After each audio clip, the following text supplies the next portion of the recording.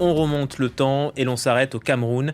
Dans les années 60, c'est une page sombre pour ce pays. Il vient d'accéder à l'indépendance, mais une guerre de 7 ans démarre entre les autorités et les membres de l'Union des populations du Cameroun. Ces derniers sont considérés comme des rebelles. Ils seront massacrés par l'armée, mais aussi par les Français. La France, pourtant, n'a jamais reconnu cette guerre en tant que telle. C'est le focus signé Nicolas Germain, Marcel Amoko, Zigoto Chaya, Mélina Hué avec Sylvain Rousseau. Nous nous rendons dans un village isolé du sud-ouest de la France pour rencontrer Max Bardet. Cet ancien soldat français a été envoyé au Cameroun entre 1962 et 1964 dans la région des Bamileke.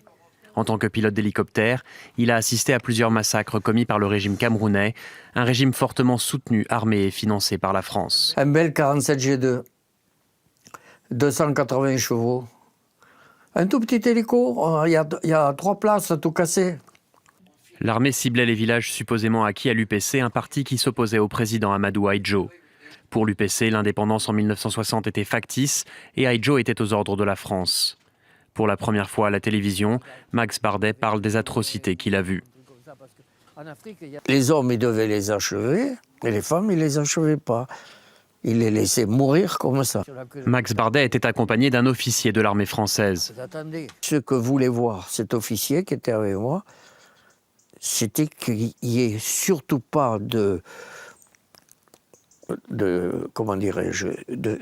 gens qui puissent aller raconter ça et qu'on puisse impliquer justement, comme il y avait encore quelques militaires français, qu'on puisse impliquer la France dans ces affaires-là. L'ancien soldat dit comprendre la colère de nombreux Camerounais. Moi, je serais à leur place, j'en voudrais. Je serais moune et j'en voudrais aux Français. Enfin, j'en voudrais aux Français. Ce sont les auteurs du livre intitulé La guerre du Cameroun qui vient de paraître, qui ont retrouvé la trace de ce témoin capital. Les Français ont continué de façon très discrète en pilotant les opérations, plus qu'en étant vraiment massivement sur le terrain, à réprimer non seulement le mouvement nationaliste représenté par l'Union des populations du Cameroun, l'UPC, mais également les populations suspectées de soutenir ces mouvements qui étaient qualifiés de subversifs. Donc ça a été une répression à la fois très discrète, voire secrète, c'est-à-dire qu'en métropole, dans l'ex-métropole, en France, personne n'était au courant que ces opérations militaires étaient en cours. Des opérations à la fois donc très discrètes, très secrètes, et en même temps extrêmement violentes. C'est-à-dire qu'on est, à partir de 1960, dans des logiques de bombardement de villages, de rassemblement de centaines de milliers de villageois dans des villages de regroupement derrière des barbelés, une torture qui se systématise. Les révélations de ce livre, qui fait suite à un premier ouvrage, Cameroun, pourraient avoir des conséquences juridiques et financières pour l'État français. Le gouvernement français est, par exemple, au courant que les Mao Mao, qui ont été réprimés au Kenya à la même période, et selon des modalités très similaires à ce qui s'est passé au Cameroun, ont lancé depuis quelques années des actions en justice contre le gouvernement britannique et ont obtenu gain de cause. Il y a actuellement encore des procès en cours.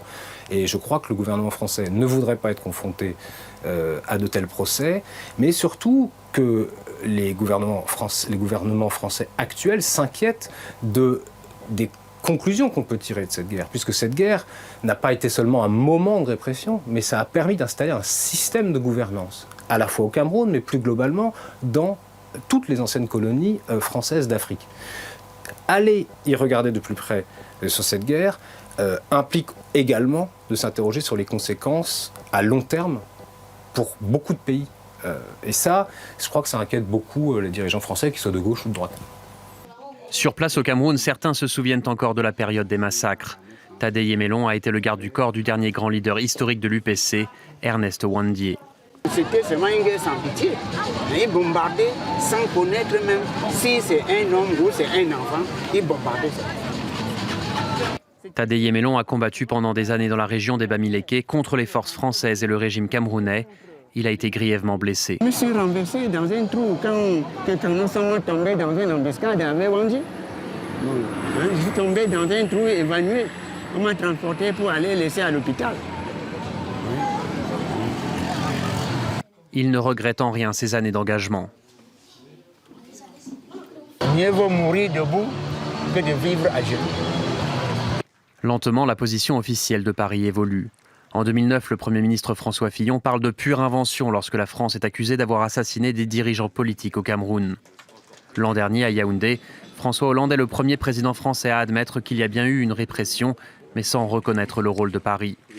Aujourd'hui, certaines associations camerounaises veulent aller plus loin et comptent bien demander des réparations à la France pour sa participation dans cette guerre très discrète, mais qui a fait plusieurs dizaines de milliers de morts, selon des historiens français et camerounais. On poursuit la discussion avec vous, Thomas Delton. Bonjour.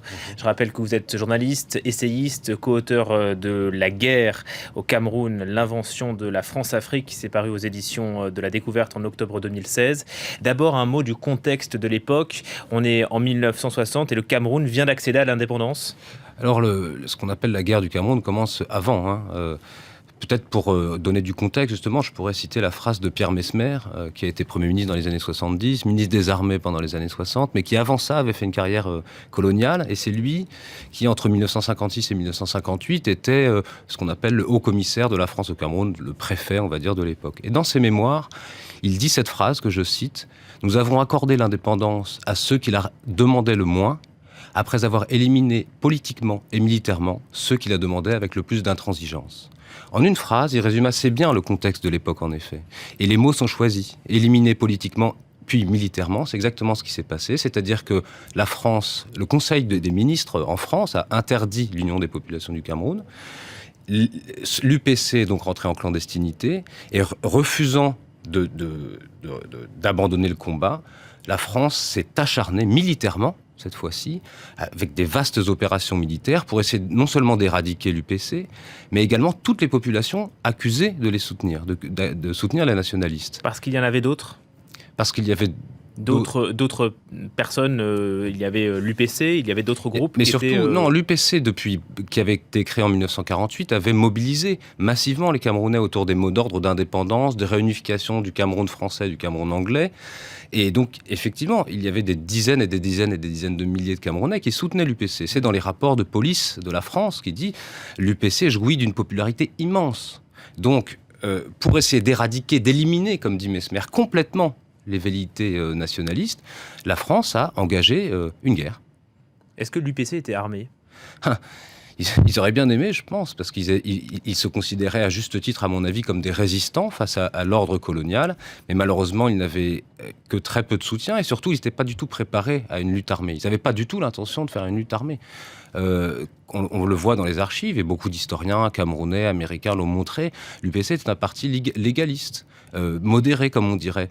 Ils réclamaient simplement leurs droits, des droits reconnus par les Nations Unies, c'est-à-dire la pleine souveraineté et l'indépendance. Or, la France refusait de reconnaître des droits qui étaient pourtant reconnus par l'ONU aux Camerounais. Donc à l'époque, le président camerounais était un homme de paille de la France ? Alors, le président camerounais, il n'y a un président au Cameroun qu'après l'indépendance proclamée le 1er janvier 1960 à Idjo. Alors, un homme de paille, c'est peut-être une formule un peu rapide, mais en tout cas, c'est quelqu'un qui a été installé par les autorités françaises 2 ans à la tête du pays en tant que Premier ministre 2 ans avant l'indépendance officielle, et ensuite qui est resté au pouvoir jusqu'en 1982. Avec cette spécificité que la guerre qui a été menée à partir du milieu des années 50 jusqu'à la fin des années 70 s'est progressivement s'est transformée progressivement en système de gouvernement. Et donc les techniques extrêmement violentes de guerre se sont routinisées d'une certaine façon. C'est rentré dans une sorte d'administration quotidienne. Nous, quand on a fait notre enquête, et d'autres chercheurs ont constaté la même chose, on voyait que des choses comme la torture, par exemple, devenaient presque banales. C'est-à-dire qu'on interrogeait des militaires camerounais ou des anciens policiers qui nous expliquaient « Ah oui, là, c'est vrai qu'on tapait assez fort », ce qui signifiait qu'en réalité, ils pratiquaient la torture presque quotidiennement. C'était devenu un système habituel. La dictature est devenue une sorte de guerre permanente, non seulement contre les opposants, mais contre tout le peuple camerounais. Et ça a duré 7 ans, c'est ce que dit Nicolas Germain dans le sujet. En tout cas, moi, personnellement, je ne connaissais pas cette page, et j'imagine que beaucoup de téléspectateurs qui nous regardent la découvrent. Pourquoi cette méconnaissance ? Il faut dire qu'à ce moment-là, la France avait les yeux rivés aussi sur l'Algérie. Alors ça, c'est une question intéressante. Pourquoi cette méconnaissance ? À mon avis, il y a des responsabilités françaises extrêmement fortes, extrêmement importantes. Les autorités françaises ont toujours essayé de censurer les moindres personnes qui essayaient de parler de ça. Un exemple fameux est celui de la censure du livre de Mongo Betty en 1972. Mongo Betty, qui est un grand écrivain camerounais, a écrit un livre sur ce sujet-là en 1972. Son livre est interdit, saisi et tous les exemplaires brûlés. Donc voilà pourquoi on n'en a pas entendu parler. C'est un exemple entre mille. Et par ailleurs, excusez-moi, mais il y a aussi une responsabilité des médias. Alors vous vous intéressez au sujet, mais les médias français ont l'air de considérer que c'est un détail de l'histoire. Et je trouve que là, il y a quand même un problème. On parle d'une guerre extrêmement violente qui a eu des conséquences immenses et durables. Et quand on en discute avec des journalistes, très souvent ils nous disent « Ah oui, c'est intéressant, oh là là, je ne connaissais pas ça ». Mais ça, visiblement, ça leur donne pas forcément envie d'aller creuser plus loin. Et ça, c'est vrai que pour nous, pour tous les chercheurs qui travaillent sur ces sujets-là, on est un peu perturbés. On se dit, comment ça se fait que vous n'ayez pas envie d'aller y voir plus près ? On a écrit des centaines de pages sur ce sujet, pas seulement nous, des chercheurs américains, comme je disais, des dizaines d'écrivains camerounais, de romanciers, de chercheurs. Et bizarrement, dans les médias français, c'est un détail de l'histoire. François Hollande parle de répression.